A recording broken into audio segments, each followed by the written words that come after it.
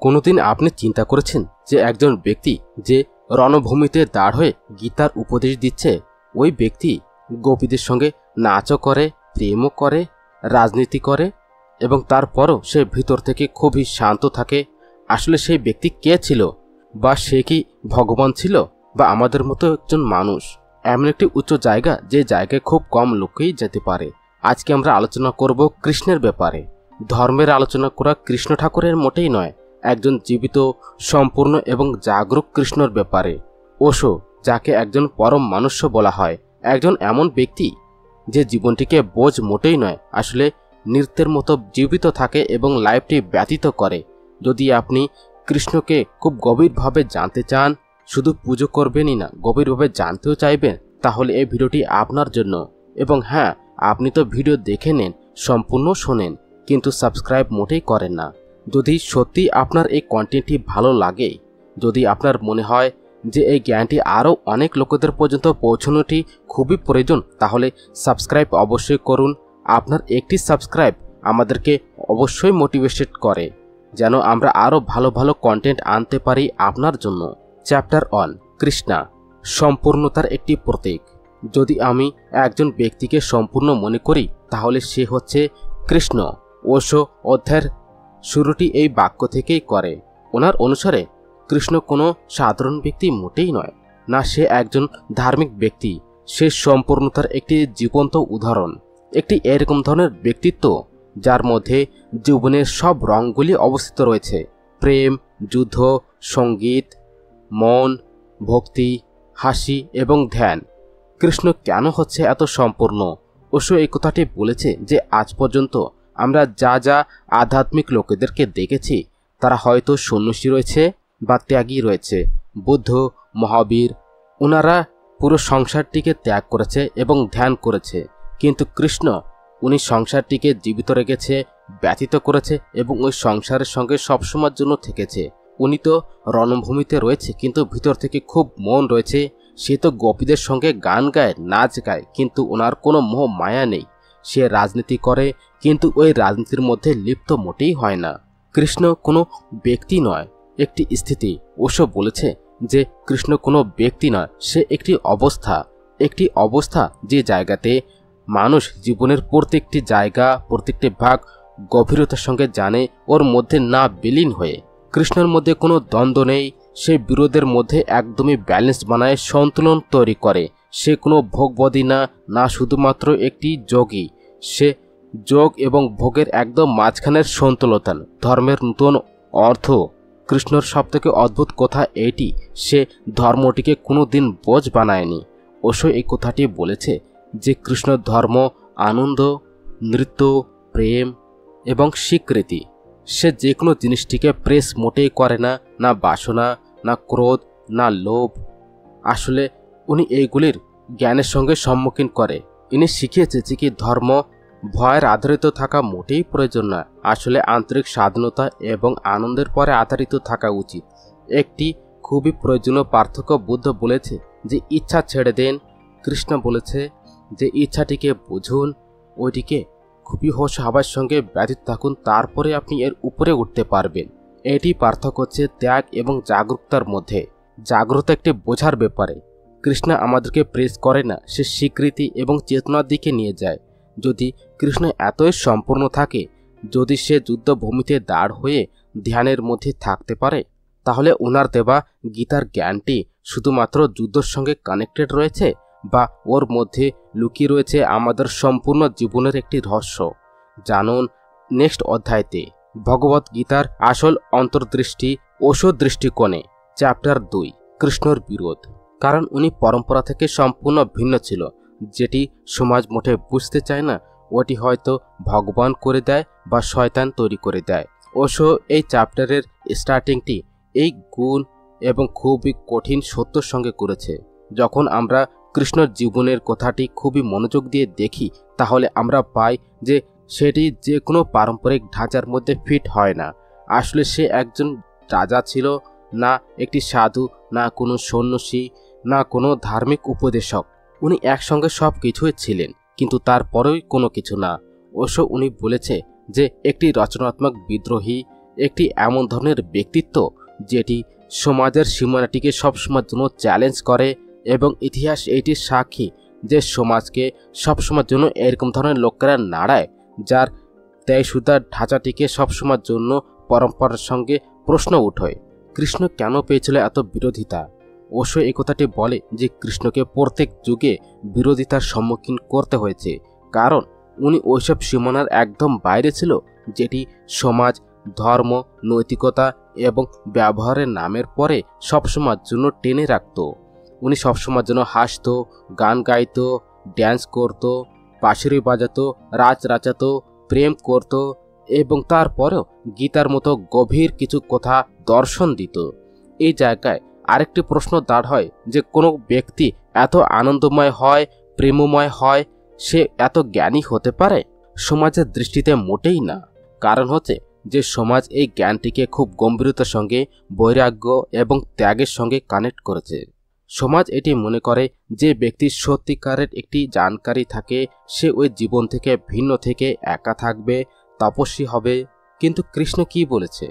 যে ধ্যানের মানে জীবনটিকে মোটেই ছাড়া নয়, আসলে জীবনটিকে সম্পূর্ণ জাগ্রতার সঙ্গে জীবিত এবং ব্যতীত করা। কৃষ্ণ সমাজের জন্য একটি চ্যালেঞ্জ। কৃষ্ণ শুধুমাত্র একজন ব্যক্তি ছিলেন না, একটি আয়না ছিল যেটি সমাজকে একটি আসল ছবি দেখাতো। ওশো বলেছেন, কৃষ্ণ আমাকে বলেছে যে ধর্মের নামে যা কিছু আমরা স্বীকার করেছি ওইটি আসলে আমাদের ভয়, আমাদের গুলামি এবং আমাদের সংস্কারের একটি উপজ। কৃষ্ণ এইসব ভয় থেকে সম্পূর্ণভাবে মুক্ত ছিলেন। যখন উনি নিয়মটি ভাঙতে এবং দেখা যেত তখন সে আসলে ওই সব মিথ্য নিয়মগুলিকে ওই জায়গায় ভেঙে ফেলত যেটি আত্মাটিকে বাঁধে, মনটিকে সীমিত করে। ও সে স্পষ্ট করেছে যে কৃষ্ণ ধর্মের বিরুদ্ধে মোটেই ছিল না, সে ওই নকলি নৈতিকতার একদম বিরুদ্ধে ছিল যেটি সমাজ ধর্মের নাম দিয়ে দিয়েছে। সমাজের প্রতিক্রিয়াটি অতি বা অসম্মিতা। সমাজ কৃষ্ণকে কোনোদিন সম্পূর্ণভাবে বোঝেনি, যে ওটি বুঝতে পারেনি ওটিকে দুভাবে ওই জায়গায় সমাধান করা হয়েছে। হয়তো ওনাকে ভগবান তৈরি করে দেওয়া হয়েছে যেন ওর পরে প্রশ্ন না উঠানো হয়, বা চরিত্রহীন করে বলে দেওয়া হয়েছে যেন ওনার বিধরত্মাত্রীকে ওই জায়গায় জন্য নেগলিজেন্সি করা যায়। কৃষ্ণকে সবসময় যেন ডাকা হলো, কিন্তু ওনার আসল শিক্ষাটি, ওনার জাগ্রতার একটি ক্রান্তি, ওনাকে এটি বোঝার যে ওনাকে কেউ বোঝার চেষ্টা করেনি। কৃষ্ণ আনন্দ এবং প্রেমের সন্দেশটি কৃষ্ণের জীবনে এটি শেখায় যে ধর্ম কোনো বোঝ মোটেই নয়, ধর্ম কোনো নিয়মের একটি লিস্ট মোটেই নয়, আসলে একটি অন্ত, একটি স্ফূর্তি যেটি জীবনটিকে সহযোগিতা, লয় এবং আনন্দের সঙ্গে ব্যতীত করার একটি রাস্তা দেখায়। যখন উনি নাচে তখন সেই অহংকার মোটেই নয়, আসলে সম্পূর্ণ সমর্পণ থাকে। সে যখন ওই জায়গায় প্রেম করে তখন সে স্বামিত্ব মোটেই নয়, আসলে সম্পূর্ণ স্বাধীনতা থাকে। ওশো এই কথাটি বলেছে যে কৃষ্ণর জীবনটি সবসময়ের জন্য আমাদের বলে যে আনন্দ একটি সাধনা হতে পারে, প্রেমও একটি ধ্যান হতে পারে এবং গানও একটি মোক্ষের সিঁড়ি তৈরি করতে পারে। বিরোধ কেন প্রয়োজন? ওশো এই চ্যাপ্টারের একদম শেষে একটি ভালো গভীর একটি কথা বলেছে যে বিরোধ সত্যি জ্ঞানের একটি প্রথম একটি সিঁড়ি, যেটি পরম্পরাটিকে যেমন আছে তেমনই মনে করে নেয়। সে কোনো কোনো সময়ের জন্য নিজের খোঁজ মোটেই করতে পারে না, কিন্তু যে প্রশ্ন উনি করে, টক্কর দেয়, অসম্মতি সবসময়ের জন্য দেখায় আর ওইটিকে নূতন করে তোলে এবং ওইটি সত্যের একটি খোঁজ করে। কৃষ্ণ এই বিদ্রোহের একটি প্রতীক। ওনার হাসি, ওনার গান, ওনার প্রেম, ওনার সব কিছুই নিজের মধ্যেই একটি অদ্ভুত আধ্যাত্মিক প্রযোগ ছিল। এবার আপনি চিন্তা করুন, যে কৃষ্ণ সমাজের মধ্যে সম্পূর্ণভাবে মোটেই বোঝেনি, ওই কৃষ্ণই যখন মহাভারতের যুদ্ধভূমিতে দাঁড় হয়ে অর্জুনকে গীতার জ্ঞান সবসময় দিচ্ছিল, সে তার মধ্যেও কোনো গভীর লুকিয়ে থাকা রহস্য ছিল। গীতাকে শুধুমাত্র একটি ধার্মিক গ্রন্থ বা চেতনাটিকে জাগৃত করার একটি বৈজ্ঞানিক প্রক্রিয়া। জানুন নেক্সট চ্যাপ্টারে যে কৃষ্ণ এবং ভগবত গীতার আসল অর্থ। ওশো দৃষ্টিতে চ্যাপ্টার 3, কৃষ্ণ এবং গীতা, যুদ্ধভূমির মধ্যে ধ্যানের একটি উদয়, বিস্তৃত রূপ। আপনি কি কোনদিন গভীরভাবে একটি কথা বিচার করেছেন যে একটি সংসারের সবথেকে মহান এবং দিব্য ধার্মিক গ্রন্থ ভগবত গীতা কোনো শান্ত বাতাবরণ, কোনো হিমালয়ের কেন্দ্রতে বা কোনো তপস্যের আশ্রমের মধ্যে মোটেই বলা হয়েছিল না। আসলে একটি বিশাল যুদ্ধভূমির একদম মাঝখানে অস্ত্রশস্ত্রের একদম আওয়াজ, রথের আওয়াজ এবং মৃত্যুর ভয়ের একদম মাঝে কেন বলা হয়েছিল? ওশা এই চ্যাপ্টারের শুরুটি এই অবাক করা প্রশ্নের সঙ্গে করেছে। উনি এই কথাটি বলেছেন যে এটি কোনো সংযোগ মোটেই ছিল না। আসলে এটি খুব গহন ডিপ প্রতীকাত্মকতা ছিল। জীবনের বাস্তবিকতাটিকে ওই জায়গায় উপরে উঠে আনা একটি বোঝ।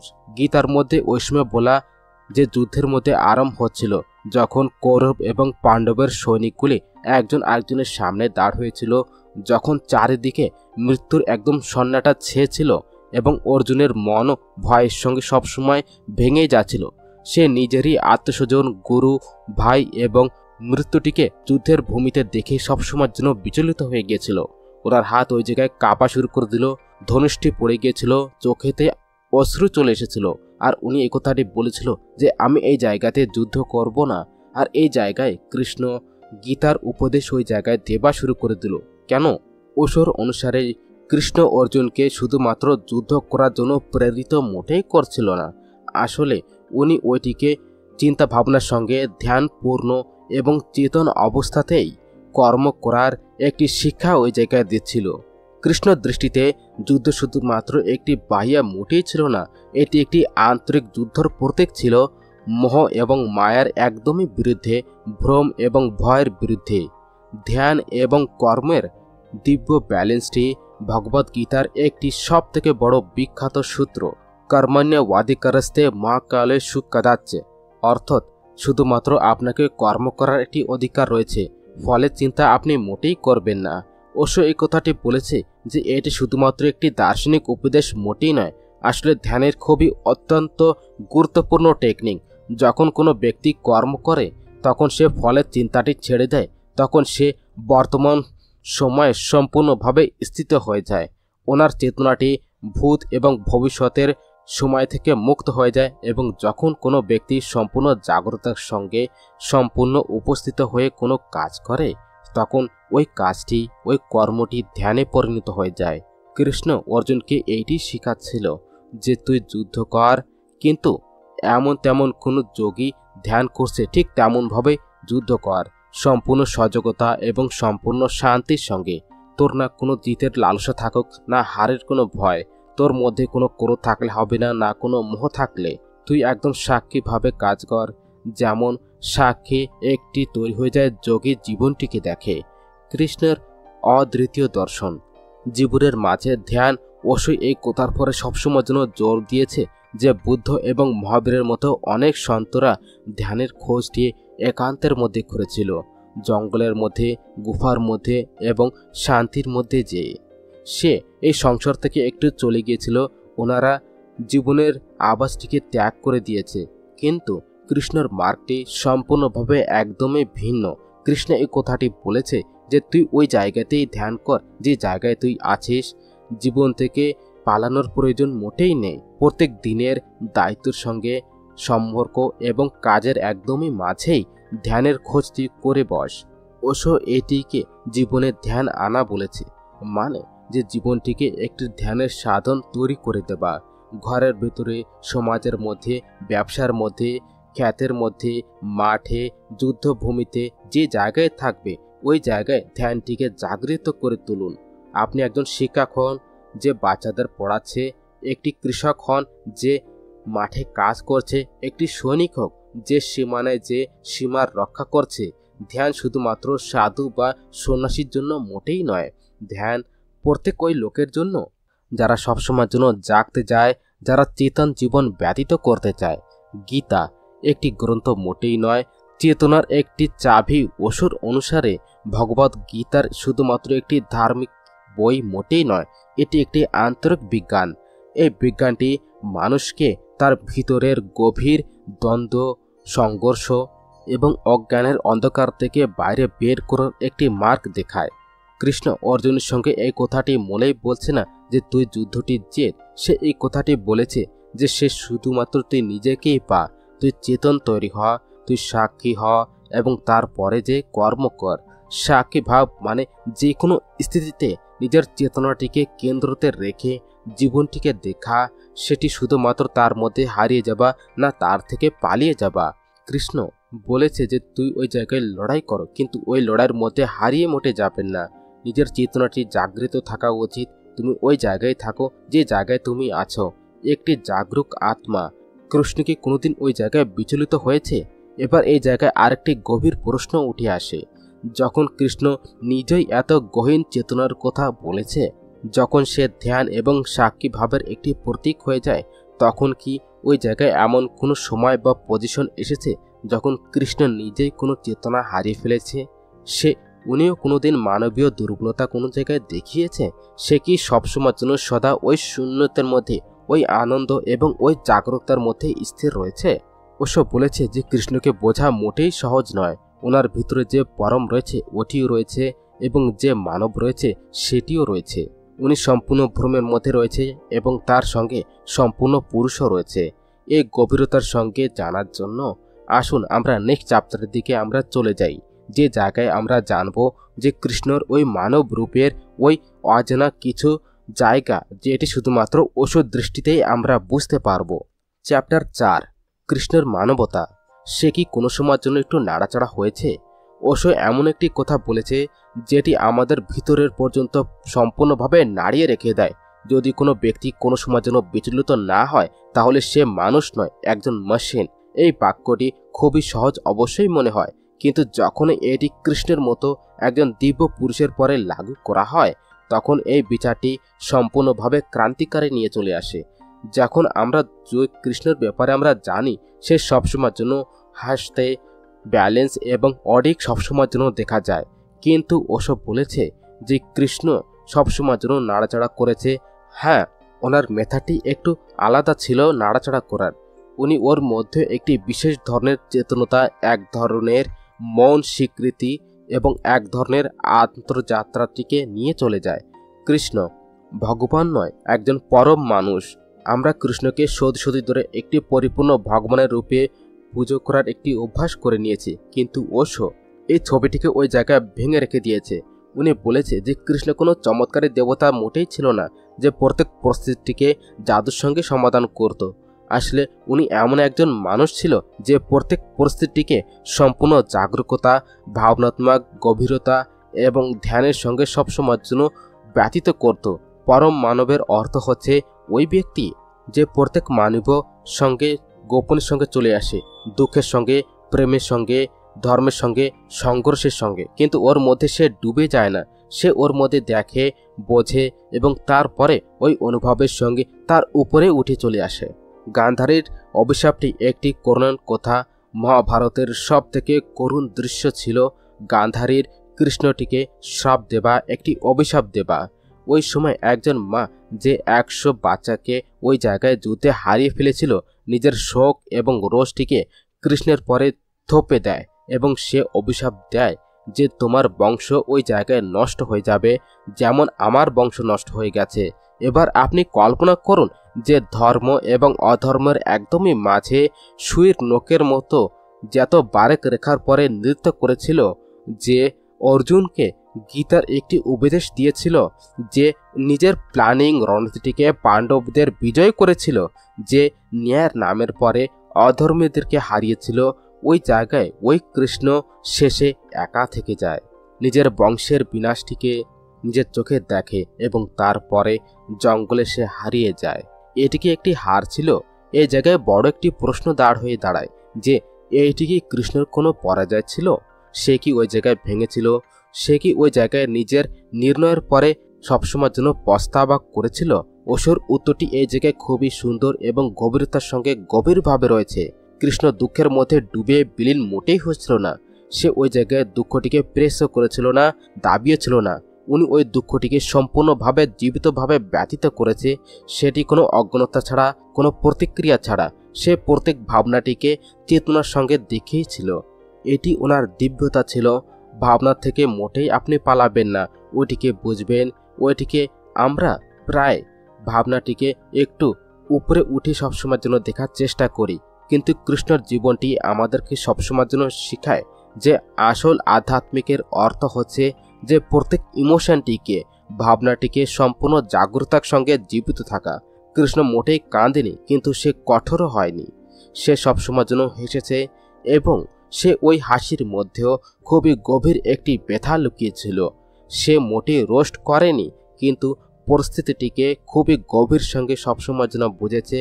ওনার জীবন একটি ব্যালেন্স, সন্তুলিত হৃদয় এবং ধ্যানের, দুঃখ এবং স্বীকৃতির। কৃষ্ণের মৃত্যু একটি মন যোগের বিদায়। ওশো এই কথাটি বলেছে যে কৃষ্ণের মৃত্যু কোনো সাধারণ পুরুষের মৃত্যু মোটেই ছিল না, একটি যোগের সমাধি ছিল। কোনো তামঝাম নয়, কোনো অন্তিম যুদ্ধ নয়, কোনো ভিড় নয়, শুধুমাত্র একটি জঙ্গল, একটি গাছ এবং একটি শিকারী, যার তীরটি কৃষ্ণর শরীরটিকে একদম ছেদ করে দেয়। কিন্তু এই জায়গাও কৃষ্ণ মোটেই প্রতিক্রিয়া করেছিল না, না রোষ, না কোনো প্রতিশোধ, কারণ সে জানত যে এই জীবনটিকে নাচতে, গান গাইতে জীবিত করেছে ওনার জন্য মৃত্যুও একটি গান। এই জায়গায় আরেকটি প্রশ্ন থেকে যায় এবং আরেকটি বড় প্রশ্ন দাঁড় হয়ে আসে, যদি কৃষ্ণ এত জ্ঞানী, ধ্যানপূর্ণ এবং ব্যালেন্স একজন পুরুষ ছিলেন, তাহলে ওনার প্রেমটি রাধার জন্য, গোপীর জন্য এবং মীরার মতো ভক্তের জন্য এটি কি শুধুমাত্র একটি লীলা ছিল, বা এর মধ্যেও কোনো গভীর ধ্যানপূর্ণ কোনো রহস্য লুকিয়ে ছিল? কৃষ্ণের প্রেমটি কোনো মোহ ছিল বা কোনো মোক্ষের মার্গ?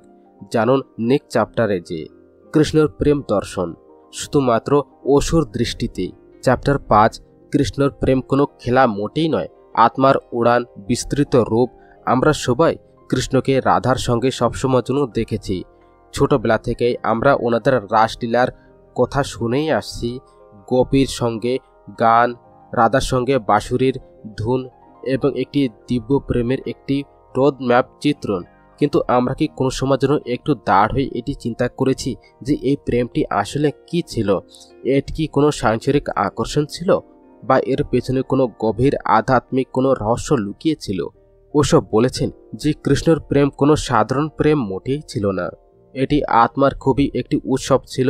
মানে হচ্ছে ওই প্রেম যেটি আমরা প্রত্যেক দিনের দুনিয়াতে সবসময়ের জন্য দেখি, যার মধ্যে কোনো অপেক্ষা সবসময়ের জন্য থাকে, স্বামিত্ব থাকে, ব্যথা থাকে এবং বাসনা থাকে।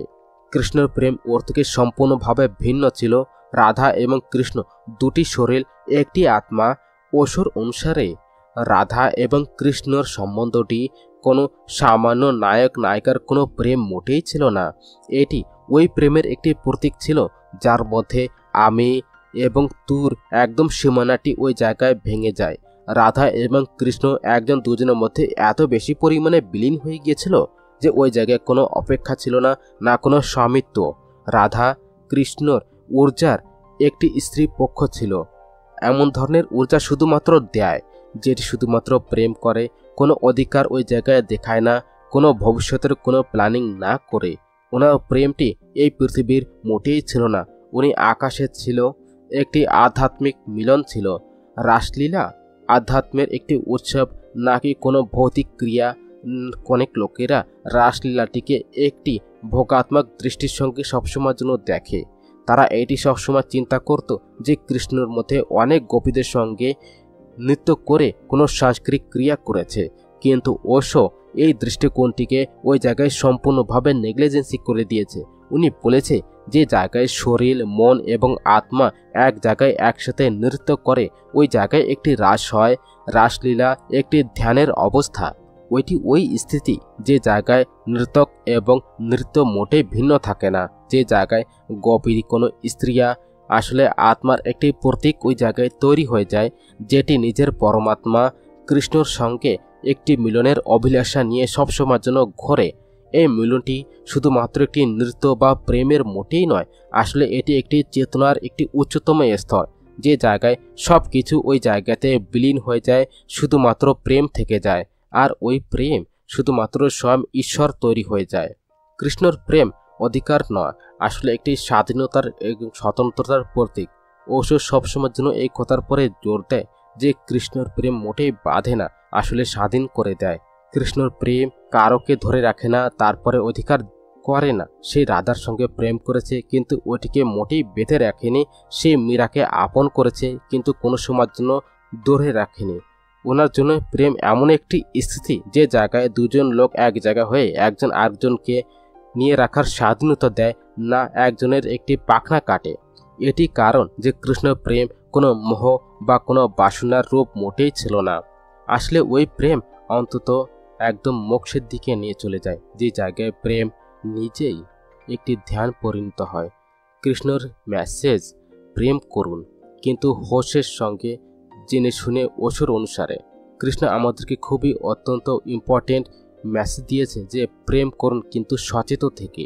প্রেমের মধ্যে ডুবে যান কিন্তু নিজেকে মোটেই হারাবেন না। নৃত্য করুন কিন্তু নিজের ভেতরের মনটাটিকে মোটেই ভুলবেন না।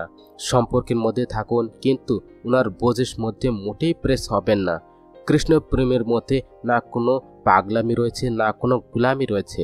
আসলে ওনার মধ্যে একটি ব্যালেন্স রয়েছে, ধ্যান রয়েছে এবং আত্মার উড়ান রয়েছে। কৃষ্ণর জীবনের থেকে আমরা এটি সবসময় শিখতে পেরেছি যে প্রেম কোনো ব্যালেন্স মোটেই নয়, এটি কোনো সমঝোতা নয়, না কোনো এমার্জেন্সি পরিপূর্ণ করার একটি মাধ্যম। এটি একটি দিব্য অনুভব, যে জায়গায় দুটি আত্মায় আলাদা আলাদা হয়ে এক জায়গায় হয়ে যায়। এবার আপনি চিন্তা করুন যে কৃষ্ণ প্রেমটিকে একটি আধ্যাত্ম করে দিয়েছিল, যে প্রত্যেক সম্পর্কটিকে স্বাধীনতা এবং সমাজের সঙ্গে জীবিত রয়েছে। ওই কৃষ্ণ যদি কোনো রাজ্যের রাজা হতো, তাহলে কি সে ওই সত্তাটিকে ওই সহজতার সঙ্গে সামলাতে পারত? সত্তা, রাজনীতি এবং শক্তির সংসারের মধ্যে কৃষ্ণর ওই প্রেম এবং ধ্যানের দৃষ্টি সবসময় জন্য কাজ করত। সে কি একজন রাজা হয়েও সে ওই একটি যোগী থাকত? জানুন নেক্সট চ্যাপ্টারে কৃষ্ণ এবং সত্তার একটি রহস্য, একটি রাজা যে তৈরি হয়েছে যোগী। চ্যাপ্টার 6 কৃষ্ণ এবং সত্তার একটি রহস্য। একটি রাজা যখন হয়েছিল যোগী। যখন আমরা কৃষ্ণের জীবনটি দেখি তখন দুটি বিপরীত এবং সম্পূর্ণ একটি ক্রূর আমরা দেখতে পারি। এবং একদিকে উনি বাঁশুরি বাজানোর একটি প্রেমের দেবতা ছিল এবং অন্যদিকে সে যুদ্ধভূমিতে অর্জুনকে গীতার জ্ঞান দেবা রণনীতিকারও। কিন্তু কোনো সময় আপনি এটি চিন্তা করেছেন যে কৃষ্ণ শুধুমাত্র প্রেম এবং ধ্যানের মধ্যে বিলীন ছিল? সে সত্তা এবং রাজনীতির মধ্যে একজন ওস্তাদ ছিলেন। যদি উনি ছিলেন তাহলে সে কিভাবে ভিতর থেকে একটি যোগী হয়েছিল? কৃষ্ণ সত্তা থেকে একদম দূরে ছিল। ওসে সবসময় বলেছে যে কৃষ্ণ সত্তার একদম মাঝে দাঁড় হয়েও সত্তার সঙ্গে সবসময় যেন টাচে ছিল না। কৃষ্ণের জীবনটি একটি অনোখা অদ্ভুত একটি উদাহরণ। উনি রাজমহলের মধ্যে জন্ম নিয়েছিল, ছোটবেলায় অত্যাচারের সঙ্গে সম্মুখীন করেছিল, তারপরে মথুরার রাজা কংসকে মেরেছিল এবং শেষে দ্বারিকার নির্মাণ করে একটি আদর্শ রাজ্যের স্থাপনা করেছিল। সে শুধুমাত্র একটি রণনৈতিক রাজা ছিলেনই না, আসলে একটি কুশল কূটনীতিকও ছিলেন। উনি মহাভারতের মতো বিশাল যুদ্ধের মধ্যে কোনো অস্ত্র না উঠে নির্ণায়ক একটি ভূমিকা পালন করেছিলেন। কিন্তু তারপরেও উনি কোনো সময় যেন সত্তাটিকে নিজের মাথার পরে উঠতে দেয়নি। ওনার সত্তা একটি সাধন ছিল, একটি সাধ্য ছিল না মোটেই। সে সত্তার ব্যবহারটি সত্তা ওনাকে মোটেই ব্যবহার করেনি। কৃষ্ণ রাজনীতির একটি জ্ঞানী, কিন্তু রাজনীতি থেকে একদম দূরে। কৃষ্ণ রাজনীতির খেলাটিকে খুবই ভালোভাবে সবসময়ের জন্য বুঝত। সে সবসময়ের জন্য জানতো যে কখন কি বলতে হবে, কাকে কোন জায়গায় পাঠাতে হবে, কাকে কোন জায়গায় স্টপ করতে হবে। উনি এটিও জানতো যে ধর্ম এবং অধর্মের রেখাটি কত বেশি পরিমাণে পাতলা হতে পারে। মহাভারতের যুদ্ধটি এটির সবথেকে বড় একটি উদাহরণ ছিল, যে জায়গায় সে অর্জুনকে যুদ্ধের জন্য সবসময় জন্য প্রেরিত করত, কিন্তু তার সঙ্গে এটিও সবসময় শেখায় যে কর্ম করুন কিন্তু ফলের আশা মোটেই করবেন না। ওসব বলেছে যে কৃষ্ণের কর্ম একটি যোগী হবায় ওনাকে সবসময় জন্য বিশিষ্ট করে তোলে। সে রাজনীতির মধ্যে উঠিয়েছে, দাঁড় হয়েছে, কিন্তু কোনো সময়ের জন্য কাদায় ফেসে যায়নি। ওনার মন সবসময় জন্য স্বাধীন ছিল। সত্তার শিকারের পরে যেও তার মধ্যে যে একটি যোগীর মতো মন এবং ব্যালেন্স ছিলেন। সত্তার সঠিক ব্যবহারটি কৃষ্ণর দৃষ্টিতে আজকের দুনিয়ার মধ্যে সত্তা প্রায় একটি অহংকার, লালচ, লোভ এবং নিয়ন্ত্রণ একটি মাধ্যম হয়ে গিয়েছে। কিন্তু কৃষ্ণের জন্য একটি সত্তার অর্থ ছিল সেবা। সে সেবা এবং সত্তাটিকে একটি মাধ্যম মনে করত, নাকি কোনো লক্ষ্য। ওনার উদ্দেশ্য ছিল যে ধর্মের রক্ষা করা, ব্যালেন্সের স্থাপনা করা এবং সমাজকে একটি সঠিক ডাইরেকশন দেওয়া। কৃষ্ণ যদি একটি সত্তায় থাকে তারপরেও সে ভিতর থেকে একদম নির্লিপ্ত ছিল। সে রাজা ছিল কিন্তু ভিতর থেকে একটি যোগী ছিলেন। সে সেনাপতি ছিলেন কিন্তু ভিতর দিয়ে খুবই শান্ত এবং সমর্পিত সাধন ছিলেন। যোগী উনি যে যুদ্ধের মধ্যেও শান্তি যেন না হারায়। ওশো সবসময় বলেছে যে সত্যকারের যোগী সেই হয় যে জীবনের সব রঙের মধ্যে সবসময় যেন বিলীন হয়ে থাকে কিন্তু তারপরও সে ভিতর থেকে যেন শূন্য থাকে। কৃষ্ণ এই শূন্যতারই একটি প্রতীক। সে রণভূমির মধ্যে সবসময় হাসে, রাজনীতির মধ্যেও প্রেম সবসময় দেখায় এবং সত্তার মধ্যে থেকেও ধ্যানটিকে মোটেই হারায় না।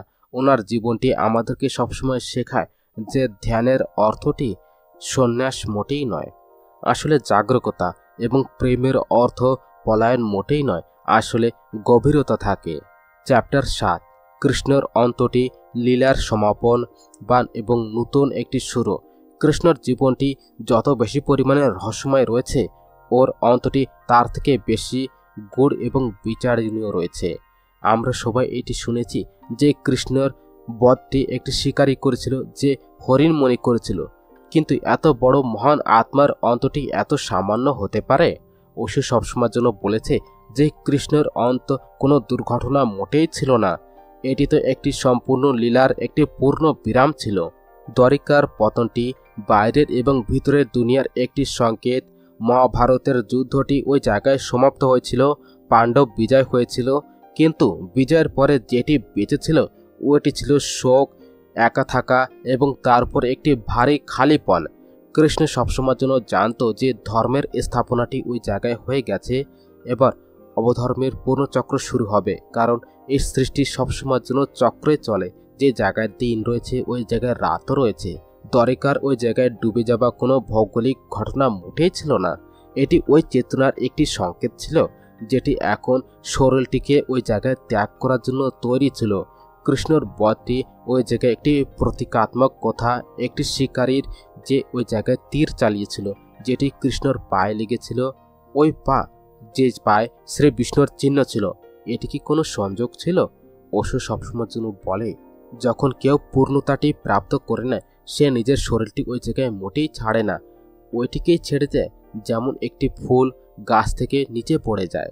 কৃষ্ণের অন্তটি কোনো হত্যা মোটেই ছিল না, আসলে ওইটির স্ব ইচ্ছার সঙ্গে এই পৃথিবী থেকে সবসময়ের জন্য চলে যাওয়া ছিল। উনি লীলাটিকে ওই জায়গায় পূর্ণ করেছে, প্রেমটিকেও, যুদ্ধটিকেও, সত্তাটিকেও, ধ্যানটিকেও, এবং তারপরে শান্তির সঙ্গে ওই জায়গা থেকে চলে যাবা। কৃষ্ণ কি ওই জায়গায় অনেক পস্তেই ছিল? এটি একটি গভীর প্রশ্ন ছিল।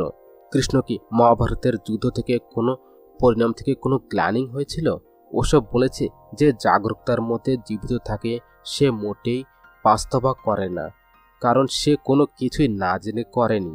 কৃষ্ণ যা কিছুই করেছিল সম্পূর্ণ চেতনার সঙ্গে করেছিল। ওনার নির্ণয় কোনো ভাবনা বা কোনো নিজের স্বার্থের সঙ্গে মোটেই নয়, আসলে সমষ্টির হিতের মধ্যে থেকে ছিল। ওনার হাসিটি শেষ পর্যন্ত সবসময়ের জন্য ছিল ওই হাসি যেটি ওনার জন্মের থেকে মৃত্যু পর্যন্ত প্রত্যেক পরিস্থিতিতে সবসময়ের জন্য সাথে ছিল।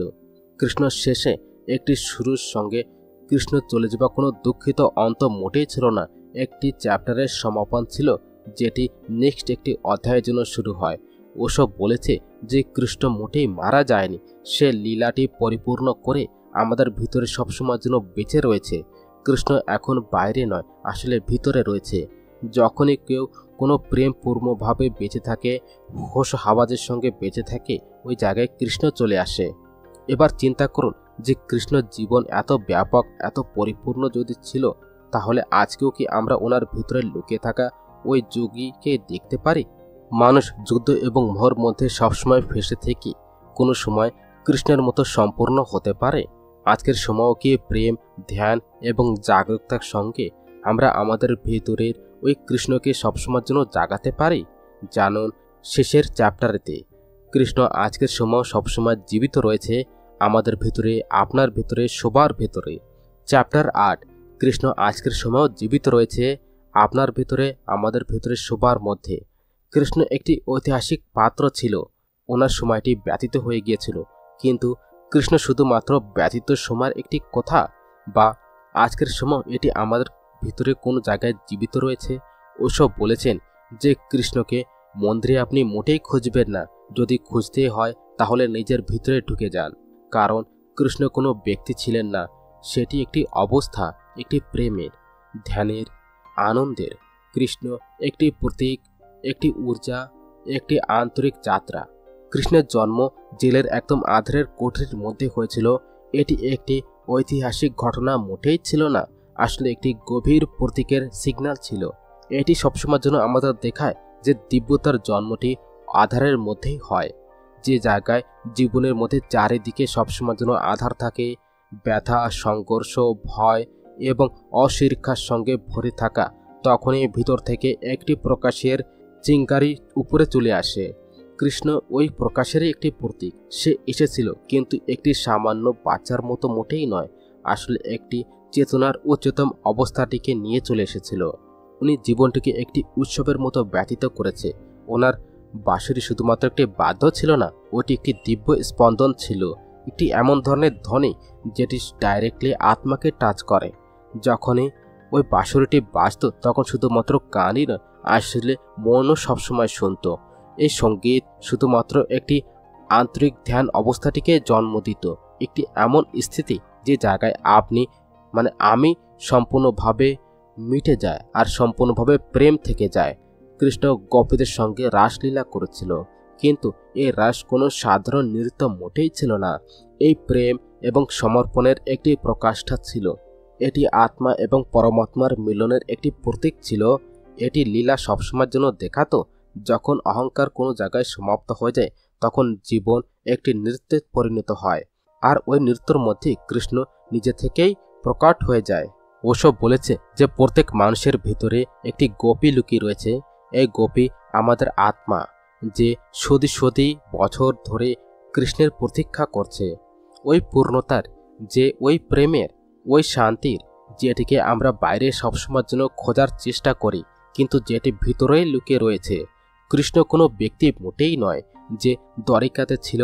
সে একটি চেতনা ছিল, একটি ঊর্জা ছিল, যেটি তখনই প্রকট হতো যখন মন ওই জায়গায় শান্ত হয়ে যেত এবং হৃদয়পূর্ণ সমর্পণের মধ্যে সম্পূর্ণভাবে ডুবে যেত। কৃষ্ণ কোনো বাইরে নয়, আসলে নিজের ভিতরে পেতে হবে। কৃষ্ণকে জানার জন্য আমাদেরকে গ্রন্থ, পুরাণ এবং কথার কোনো প্রয়োজন নেই। ওটি আমাদেরকে সবসময়ের জন্য সংকেত দেয়, কিন্তু বাস্তবিক অনুভব ভিতর থেকে সবসময়ের জন্য চলে আসে যখন মনের সত্যি ওই জায়গায় স্টপ হয়ে যায়, ওই বিচার ভিড় ওই জায়গায় উঠে আসে, যখন প্রেম কোনো অপেক্ষা ছাড়া সবসময়ের জন্য বয়ে যায়, তখন ভিতরে একটি শূন্যতা ওই জায়গাতে জন্ম নেয় এবং ওই শূন্যতার মধ্যেই কৃষ্ণর বাঁশরি সবসময়ের জন্য শোনা যায়। আমরা রাত দিন কৃষ্ণের আরতি সবসময়ের জন্য করি, ওনার মন্ত্র পড়ি, ওনার মূর্তির পুজো করি, কিন্তু এই সব কিছু বাইরের কিছু ক্রিয়া। ওসব সবসময়ের জন্য বলে যে কৃষ্ণকে শোনার জন্য তোমাকে ভিতরে উঠতে হবে, ঢুকতে হবে, একান্তে যেতে হবে। যেদিন তোমার মনটি সম্পূর্ণভাবে শান্ত হয়ে যাবে, ওই দিন আপনি নিজেই জানতে পারবেন যে কৃষ্ণ কোনো সময়ের জন্য বাইরে ছিলই না, সে তো সবসময়ের জন্য আপনার ভিতরেই ছিল। কৃষ্ণর তল্লাশি একটি ধ্যান যাত্রা, যে জায়গায় আপনি নিজেকে সবসময়ের জন্য ভুলে যান এবং একটি দিব্যতার সঙ্গে কানেক্ট করে দিন। ওই বাঁশরি আপনার ভিতরে সবসময়ের জন্য বাজে, কিন্তু সুর এত বেশি যে নিজেই শুনতে পারছো না। আর যখন শান্তি চলে আসে তখন ওই জায়গায় জানা যায় যে কৃষ্ণ কোনো জায়গায় গিয়েছিল না, আসলে আমাদের থেকে দূরে চলে গিয়েছিল। কৃষ্ণকে শুধুমাত্র মানা নয়, জীবিত থাকা খুবই সহজ হচ্ছে। কৃষ্ণকে মানা, তার সামনে দীপ জ্বালানো, ভজন গাওয়া, পুজো করা, এসব কিছু বাইরের ক্রিয়া যেটি প্রকৃতিকাত্মক রয়েছে, কিন্তু কৃষ্ণকে মানা ততক্ষণ পর্যন্ত একদমই আধা রয়েছে যতক্ষণ পর্যন্ত এটিকে আমরা আমাদের জীবনে ব্যতীত থাকবো না। ওসব বলেছে যে কৃষ্ণকে জীবিত রাখাই আসলে একটি ভক্ত। কৃষ্ণর জীবনের মধ্যে একটি অদ্ভুত সংরচনা ছিল। যুদ্ধের মাঠের মধ্যে সে সবসময়ের জন্য শান্ত ছিল এবং প্রেমের উচ্চতম সবসময় সজাগ ছিল। সে ধ্যানে সবসময় ডুবেছিল, কিন্তু তারপরও নাচত। সে গীতার উপদেশ সবসময় দিত এবং তারপরে ওইভাবে সে গোপীর সঙ্গে সবসময় রাসলীলাও করত। এটি কৃষ্ণর একটি আসল ঝলক, জীবনের মধ্যে পূর্ণতা, সন্তুলন এবং সমরসতা। আমাদের থেকে এটি সবসময় শেখা উচিত যে কিভাবে যুদ্ধ এবং প্রেম দুটির মধ্যে সজাগ থাকা যায়, কিভাবে ধ্যান এবং নৃত্য একসঙ্গে আমরা জীবিত থাকতে পারবো, কিভাবে আমরা জীবনের প্রত্যেকটি সময় একটি উৎসবে পরিণত করতে পারবো। যখন আমরা কৃষ্ণকে শুধুমাত্র মানি তখন ওইটি একটি মূর্তি হয়ে ওই জায়গায় থাকে, কিন্তু যখন আমরা ওইটিকে জীবিত থাকি নিজের ব্যবহার, বিচার এবং প্রেমের মধ্যে, তখন ওইটি ওই জায়গায় জীবিত হয়ে যায়। তখনই আমরা অল্প অল্প করে ওই জায়গায় কৃষ্ণ হয়ে যাই। এবার সময় হচ্ছে একটু দাঁড়ানোর এবং নিজের থেকে একটি প্রশ্ন শোনার। তুমি কি কৃষ্ণকে শুধুমাত্র শোনো, বা শুধুমাত্র এই চেষ্টাটি সবসময় করেছো যে কৃষ্ণকে ওই জায়গার জন্য আমরা জীবিত থাকি? তোমাদের মধ্যে ওই সংকেত কি সবসময় জেগেছে যেটি প্রেম থেকে উৎপন্ন হয়? তোমাদের মধ্যে কোনো ওই মন সবসময় উঠেছে যেটি ধ্যান থেকে সবসময় জন্ম নেয়? কৃষ্ণ বাইরে মোটেই আসবে না, কারণ সে কোনো সময় বাইরে গিয়েছিল না। সে তো সবসময় ওই প্রত্যেক মানুষের মধ্যে লুকিয়ে রয়েছে, যেটি সবসময় প্রেম করে, যেটি ধ্যান করে, যেটি ভিতরে ঢোকার সবসময় জন্য সাহস করে। যদি তুমি নিজের ভিতরের যাত্রার মধ্যে বের হয়ে পড়েন এবং ওই শান্তিটিকে পেয়ে যান, তাহলে তোমার সব নিঃশ্বাস, সব ধড়কন, সব চোখের মধ্যেই কৃষ্ণ বের হয়ে আসবে। আর তুমি জানতে পারবে যে কৃষ্ণ কোনো কথা নয়, একটি অনুভব, একটি ফিলিংস।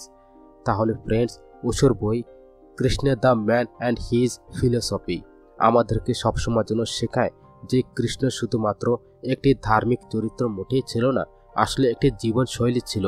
সে আমাদেরকে এটি দেখায় যে জীবনে প্রত্যেকটি ভূমিকা কিভাবে পালন করা যায় তার মধ্যে না হারিয়ে। কৃষ্ণ আমাদেরকে শিখিয়েছে যে প্রেম করুন, সংঘর্ষ করুন, নাচুন, গান, কিন্তু ভিতর থেকে সবসময়ের জন্য শান্ত থাকুন। ওসব বলেছে যে যদি তুমি কৃষ্ণকে বুঝে যাও তাহলে তুমি জীবনকে বুঝে গেছো, কারণ কৃষ্ণের মানে এটি যে জীবনটিকে কোনো কারণ ছাড়া, অপরাধ বোধ ছাড়া, কোনো ভয় ছাড়া এবং কোনো ত্যাগ ছাড়া সবসময়ের জন্য বেঁচে থাকা। যদি আপনার এই ভিডিওটি জ্ঞানবর্ধক এবং প্রেরণাদায়ক মনে হয় তাহলে এটিকে লাইক করুন, শেয়ার করুন এবং চ্যানেলটিকে সাবস্ক্রাইব করতে মোটেই ভুলবেন না। কমেন্টে জানান যে আপনার জন্য কৃষ্ণর কোন রূপটি সবথেকে বেশি ভালো, প্রভাবশালী মনে হয়েছে, বাল্যকাল, প্রেমী, যোদ্ধা বা যোগী। আর যদি আপনি চান যে আমি ওশোর অন্য কোনো বইয়ের পরও ভিডিও তৈরি করি, অডিওটি যদি আপনি শুনতে চান তার নামটিও নিচে কমেন্ট বক্সে অবশ্যই লিখুন। আমি আসবো নেক্সট অডিও সামারি নিয়ে, একটি অদ্ভুত বিচার নিয়ে এবং দর্শনের সঙ্গে। তত সময় পর্যন্ত নিজের ভিতরের কৃষ্ণটিকে সবসময়ের জন্য জাগিয়ে রাখুন এবং জীবনটিকে একটি লীলার মতো ব্যতীত করুন। ধন্যবাদ।